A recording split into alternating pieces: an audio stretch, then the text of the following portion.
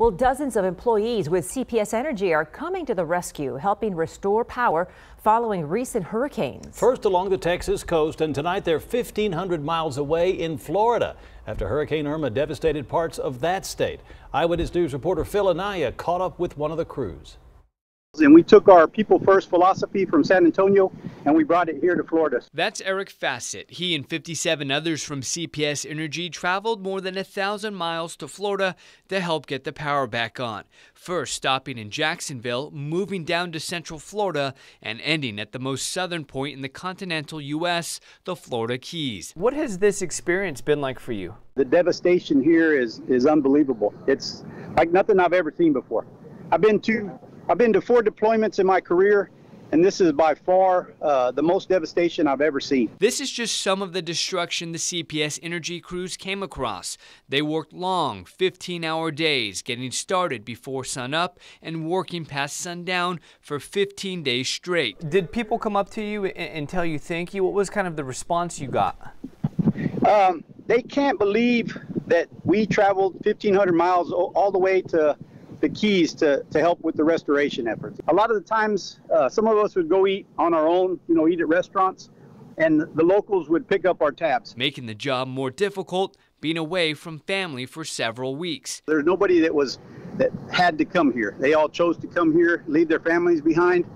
We had one of our younger trainees that it was his boy's 10th birthday, so he had to miss that.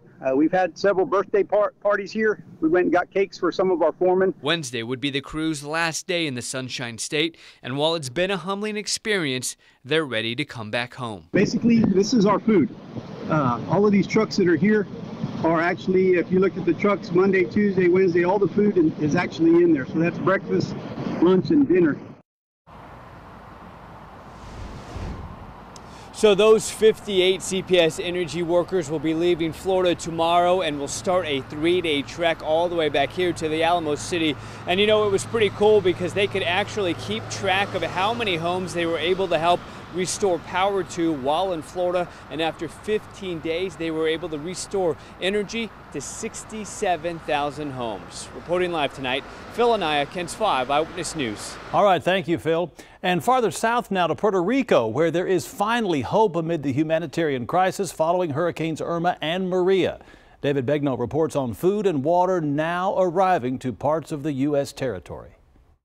It's sad and it's frustrating as Jose well. Ayala is vice president for Crowley Shipping Services of Puerto Rico. Is there anything else you can do to try and move it out faster? There's no way, unless trucking companies start showing up. So we asked the governor, Ricardo Roseo, where are the bus drivers? The bus drivers are either caught on their houses, their buses have been destroyed. We haven't reached communication so that they can know that we've released all of the red tape.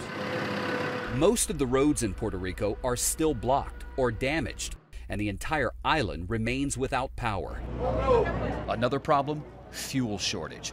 Gasoline has become like liquid gold. And lineups to buy fuel for generators stretch for miles. This is the 3rd day Mary Beth Cardenas has waited in line. We can't get supplies, we can't get food.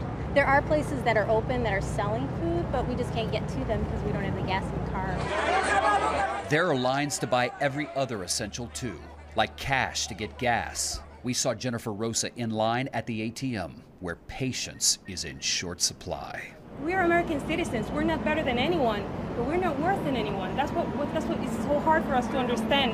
Why it's taking so long for Congress to act right now. But we were there when it arrived 50 miles south of San Juan in the town of Salinas. FEMA brought food and water. And the USS Kearsarge is now floating a few miles offshore. 20 helicopters and Ospreys are ferrying supplies to the island. David Begnaud, CBS News, San Juan, Puerto Rico. With so many people in Puerto Rico desperate to get out, many of their family members here in San Antonio are desperate to get them here. Eyewitness News reporter Andrea Martinez spoke with a San Antonio woman whose family of 10 is in dire need of a one-way ticket to the Alamo City. Destruction on the island of Puerto Rico after Hurricane Maria left the entire island without water or power. That devastation has reached San Antonio, where so many Puerto Ricans are desperate to get their relatives here. Hey, this is my brother, Luis. Yvette Caro has called San Antonio home for more than 30 years now, but her family, all 10 of her immediate family members, are in Puerto Rico. They don't have electricity, they don't have water. Even more difficult, one of her relatives is diabetic and insulin is scarce. Very stressful. Flights to the mainland are hard to come by. Yvette's family was set to fly in Saturday, but their flights were canceled. They have been rescheduled for 2 weeks from now, but still, she started double booking with other airlines just in case. Even though you have your reservations, your confirmations, they could cancel the flights. Yvette says the family of 10 will make San Antonio home for a while, since starting over in Puerto Rico could take years. With little communication on the island, she's only spoken to them briefly. My brother was in line at Costco today, and he was hoping that when he got there, they still had water. And because that's the last she's heard from them, she has a few words. I love them, and that we're trying to get them here as soon as possible.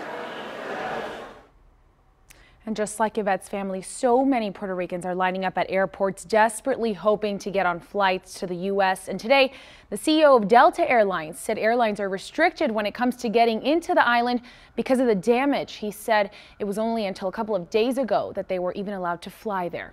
Andrea Martinez, KENS 5 Eyewitness News. Thank you, Andrea.